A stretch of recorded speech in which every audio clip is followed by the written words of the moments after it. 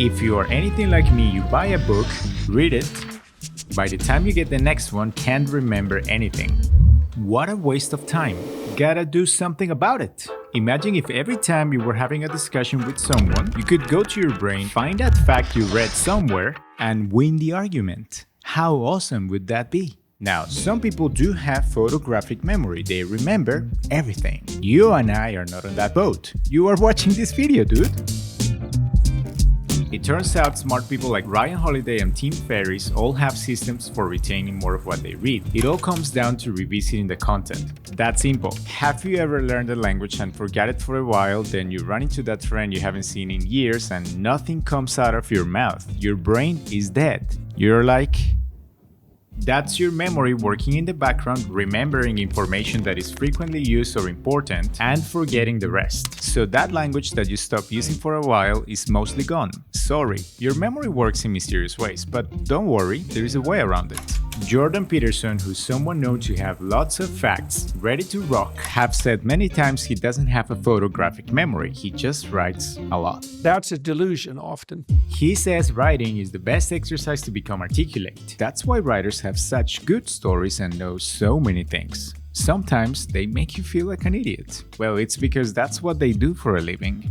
Read, collect ideas, write, edit, repeat. If you only read fiction books for pleasure, that's fine. You don't need to go back to the content. But if you are reading non-fiction books and you want to remember the things you read for that future conversation, then you need a system. Some people use note cards and have analog workflows. Others do everything digitally. I have a mix of analog and digital. Let me explain. The act of both reading and writing on paper, though it seems out of date, is pleasurable for me. Also, there is research that shows that you retain more information when you read from printed books. And writing with your hands, putting pen to paper, makes you more creative as well. On the other hand, Kindle is pretty awesome too. See, I don't live in the US, so for me, finding printed books in English is a bit of a hassle, whereas with Kindle, it's just a click of a button. Second, with Kindle, if you read on iPad, you have a lot of features that you don't have with printed books. For instance, every time I come across a word I don't know, I can select the word and get the meaning right away.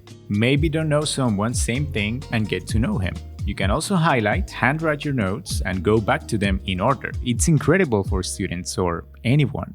But reading printed books from time to time when I have access to them is also great. That's why I do both. I bought this iPad Mini 6 to replace all my printed books. A bit sad to leave them behind, but it was just more practical to take this iPad with all my Kindle copies. Then I realized the iPad was also great for reading articles, blogs, magazines, newsletters, and consuming other types of content, which is a problem because these devices can be distracting, same as your cell phone. It could be hard to get lost in a book when you know you can check your mail, YouTube, social media, and that's why I don't have these apps on my iPad, I just use it to read.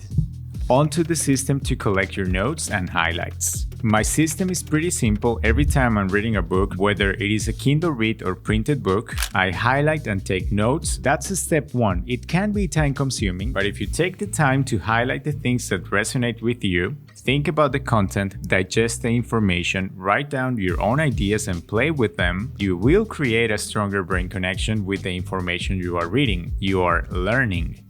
I treat books like notebooks because they're mine. And I try to have my pocket notebook handy because sometimes while I read, I remember stories and come up with good ideas for video content. And I like to write that on my notebook. Now, after finishing a book, it's time to transfer all my notes to digital format. Why? Because for me, it is easier to find and edit information. However, that's what works for me. When it comes to your system, think about how you like to work and do what's easier for you. I use Notion as a home for all my books and notes, where I manually write my notes, key takeaways, and a brief summary of what I remember. I know what you're thinking. Why not use AI or just copy and paste, dude? Don't get me wrong, I am all for automation, delegating tasks that I don't want to do, and using tech to make my life easier. But the reason I don't do it with books is because I don't want my highlights and notes to go somewhere and never go back to them. So when I finish a book, I revisit these notes one by one and transfer the important information to Notion. This act of re-engaging with the content is the best exercise to remember. And if you want to reinforce these memories further, you need to find ways to go back to the content. Again, it'll take time, but Doesn't matter, it's not a race. You are not competing with anyone. Now, do I go back to these highlights once in Notion? Never.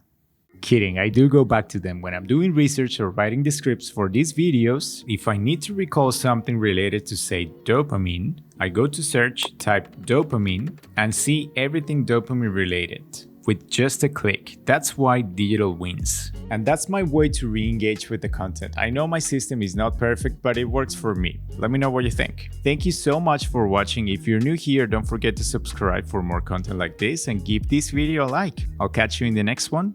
See ya.